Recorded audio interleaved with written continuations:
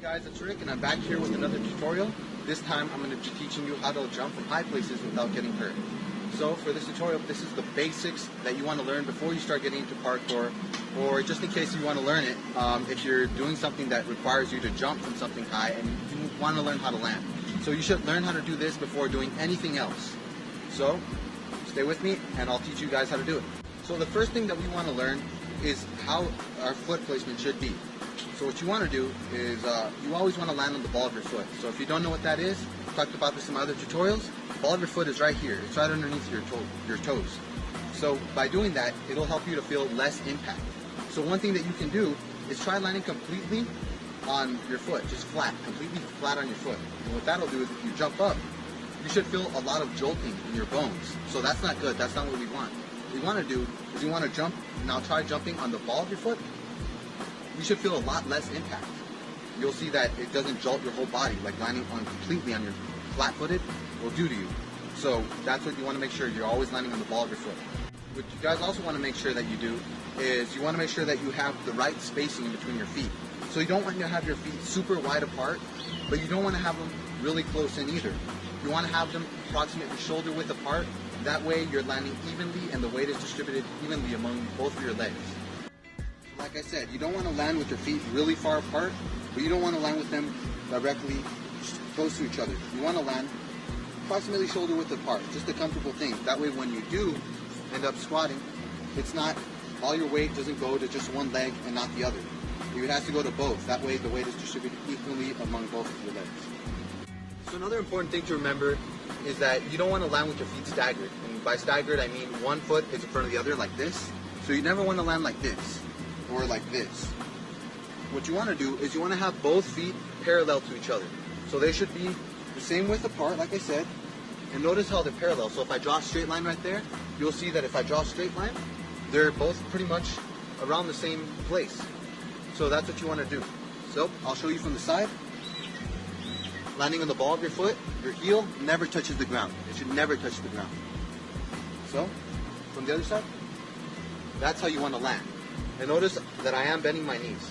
So I'll get into that right now, but that's how you want to land. So the back is also a very important thing that you want to pay attention to, is your back. So with your back, you don't want to have it hunched over like this. And you don't want to have it bent like that, because that'll just throw your weight completely off, and that's actually going to do you more damage. What you want to do is you want to be nice and relaxed. See how I'm right here? Nice and relaxed, and my hands are out in front of me. That way, if I fall forward, I can put them out and it'll catch me. So you always want to make sure that your back is nice and relaxed.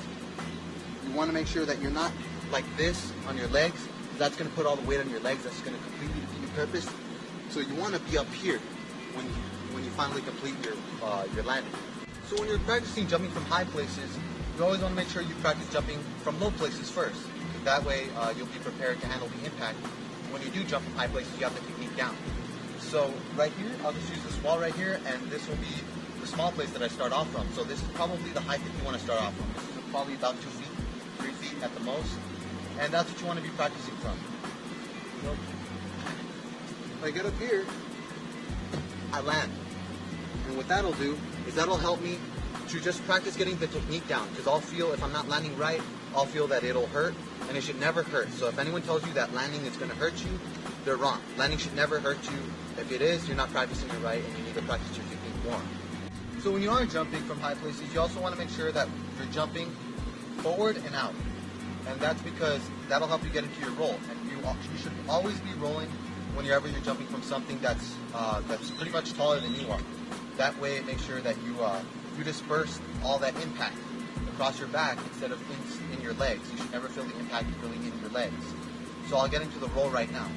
Like I said, you want to be jumping forward and out. So I'll show you now jumping from this. Notice it's also small, so I'm practicing from small things, and I'll gradually work up to getting bigger.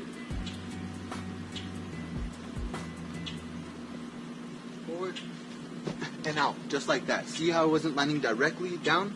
I wasn't landing directly in front of it right here. I wasn't landing right here. I landed over here. That's because I want to jump as far out as possible, especially the higher obstacles that I'm jumping off of. I want to jump out. The higher it is, the farther I want to jump away from it. And that's because that'll help you get forward momentum that will really help you to get into your roll. So I'll get into the roll right now. Now when it comes to rolling, a lot of people get confused with this because they think that they're supposed to just not even touch the ground, but they're just supposed to immediately land with their hands, and that's wrong. What you're supposed to do is land like I taught you. So you're landing like this, right? And then you place your hands down. With your forward momentum, this will be a lot more easy. You want to place your hands down and then go into your roll. So the roll, let's get into that right now. Also notice when I have my hands down, my knees are not touching the ground. Your knees never want to touch the ground because then you can actually get hurt like that. So with the roll, what you want to do is you want to make a little triangle here with your hands, and you want to place that down. And once you place that down, that will allow you to lower your shoulders to the ground so that you can get closer to the ground, and then you can roll over your shoulders. Now, it's very important to know that you're not rolling over the bone on your shoulder. So you're never rolling here. Instead, you're rolling right here on this meaty back part of your shoulder. And what that'll do is that if you feel any pain, you're doing it wrong. But what that will do is that'll allow you to roll over this meaty part and you won't feel any pain at all. If you do feel pain, stop and go to the grass, go to something soft, practice it there, then you can go to something that's like concrete or something and see if you have your roll down right. And let me talk about the other parts of the roll. So when you are rolling, you want to roll from one of your shoulders to the opposite hip. So it should look like a diagonal line. So if I'm rolling from my right shoulder, I should roll to my left hip. And it should pretty much look like this. So that's how the roll should look. You never want to roll directly over your spine. You never roll like this. Roll like this to the opposite shoulder. And that's how you want to roll. And when you come up, your legs should be like this. So if you're having any trouble with your landing, if you're hurting your back or something, that's because a lot of the times you can just fix that with the way that your shoe is pointed. So if your shoe is aiming straight in front of you and you feel any pain, then try to adjust the angle of your shoe. So instead of going directly here, go to the side a little bit. That way you're coming up at the side and you won't be rolling directly over your spine. So I talk about this in another tutorial that I have. And if you have any questions about that, see my other video or leave any questions in the comments below. Do it. That's all there is to it. So once you put those two the way that I showed you first, how to land first, plus the roll, then you should be able to land pretty safe.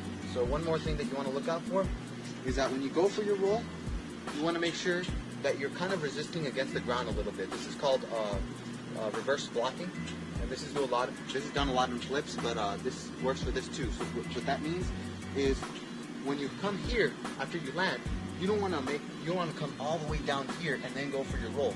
You want to kind of resist against the ground or kind of like push outwards here. So basically, it's like a spring. Think of a spring. Instead of going right here and then going for your roll directly in front of you, you want to be rolling over there where it's farther. So your legs kind of resist against the ground. So I'll show you that right now. And that's pretty much all there is to it. So you want to put the landing plus the roll that I showed you all together. And that's how you land from high places without hurting yourself. So make sure that you're practicing from something small and then work out to doing something big and on concrete.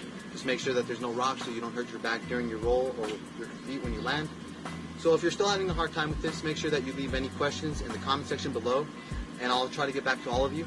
And leave as many questions or comments as you like and I'll try to get back to you and help you out. So never feel embarrassed about leaving any questions, because if you have questions, probably another person somewhere out there also has the same question and it can help them out too.